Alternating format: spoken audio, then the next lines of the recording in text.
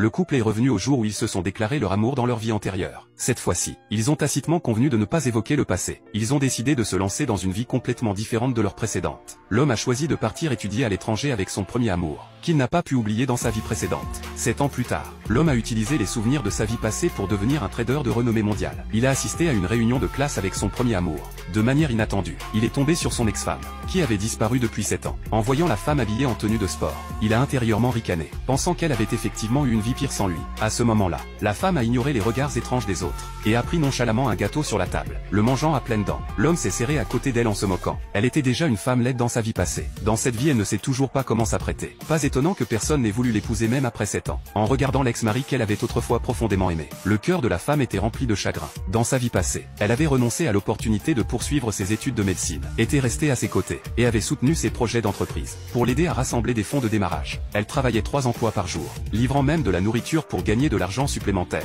Pourtant ses soins inconditionnels n'ont fait que le rendre de plus en plus insatiable. Non seulement il a commencé à la mépriser pour son vieillissement et son apparence peu attrayante, mais il se disputait aussi constamment avec elle et avait même recours à la violence physique.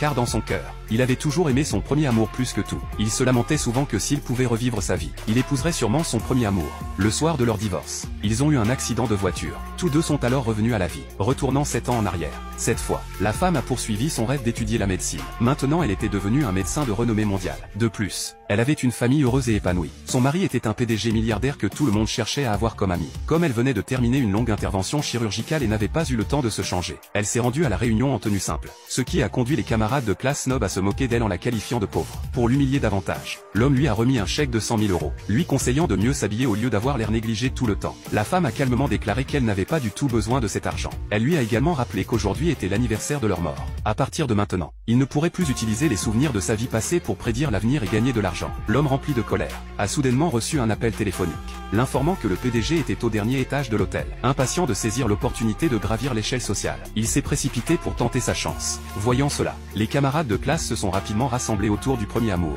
chuchotant que la femme s'était délibérément approchée de l'homme plus tôt, inquiète que la femme puisse lui prendre son mari. Le premier amour a remis 20 000 € à la femme, exigeant qu'elle ne réapparaisse plus jamais. De manière inattendue, la femme a publiquement humilié l'homme, déclarant que même le regarder la dégoûtait. De plus, elle était déjà mariée avec des enfants, et son mari était bien supérieur à cet homme. Quand la foule a entendu que son mari était le PDG, ils ont éclaté de rire moqueur, se moquant d'elle en prétendant être la femme du PDG, croyant qu'aucune véritable épouse de PDG ne s'habillerait aussi simplement. Cependant au moment suivant, un serveur a apporté un gâteau commandé par le PDG à la femme. Tout le monde a immédiatement spéculé que la femme était peut-être vraiment l'épouse du PDG. Alors que la femme s'apprêtait à signer pour le gâteau, le premier amour a soudainement arraché le reçu. Elle a demandé si le PDG avait vraiment envoyé le gâteau à la femme. Les camarades de classe ont deviné que l'homme avait déjà rencontré le PDG, et que le gâteau était en fait destiné au premier amour. Le premier amour s'est joyeusement préparé à le signer, mais la femme l'a énergiquement arrêté. Elle a averti que si le PDG découvrait que quelqu'un d'autre avait signé à la place de sa femme, il serait furieux. Mais le premier amour n'y a pas prêté attention, signant immédiatement de son propre nom. Elle a même délibérément humilié la femme,